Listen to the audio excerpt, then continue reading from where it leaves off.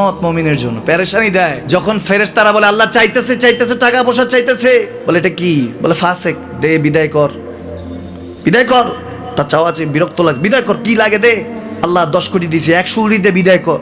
মুমিন যখন চাইতে থাকে আল্লাহ আমাকে কিছু লাগবে, যখন একটু করে চায় আমার মাটাকে সুস্থ করে দাও, বাবাটাকে আল্লাহ আমার স্ত্রীকে আমার আমাকে একটু তৌফিক দাও, চাইতে থাকে মুমিন। আল্লাহ বলে যখন ফেরেশতারা দেখে মুমিন চাচ্ছে, দেরি করতে পারে না, তাড়াতাড়ি খাজানা নিয়ে দিতে নেবে, আল্লাহ বলে রাখোস না, এত তাড়াহুড়া কিসে, তার চাওয়ার মধ্যে তো প্রেম আছে, একটু চাইতে দেস না।